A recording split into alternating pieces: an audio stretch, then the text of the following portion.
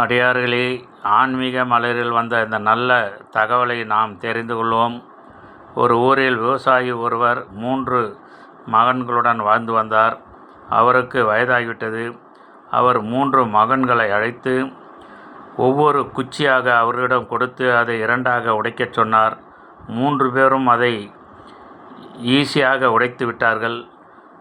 அந்த பெரியவர் 3 குச்சிகளை இணைத்து 3 பேரிடம் தனித்தனியாக உடைக்கச் சொன்னார். 3 பேரும் அந்த குச்சியை உடைக்க முடியவில்லை என்று சொன்னார்கள்.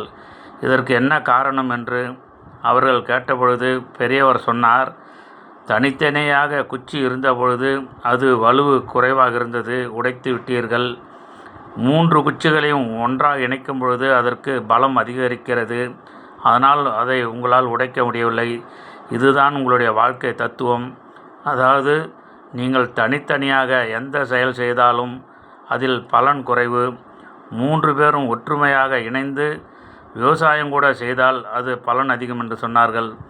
அவர்கள் சொல்லியபடி 3 பேரும் எந்த செயல் செய்தாலும் ஒற்றுமையாக செய்து நலமாக வாழ்ந்தார்கள். விவசாயத்தையும் 3 பேரும் இணைந்து நலமாக செய்தார்கள். நாமும் நமது பிள்ளைகளுக்கு இதுபோன்ற சிறு ஆன்மீக கதைகளை சொல்லி அவர்கள் ஒற்றுமையாக வாழ நாம் வழி செய்ய வேண்டும். தனித்தனியாக வாழ்ந்தால் அது குடும்பமாக இருக்காது, நமக்கும் மனவேதனை அளிக்கும்.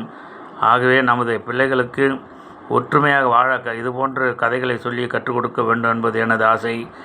இந்த தகவல் அனைவருக்கும் தெரிந்திருந்தாலும் நினைவு செய்வதாக நினைத்து கொள்ளுங்கள்.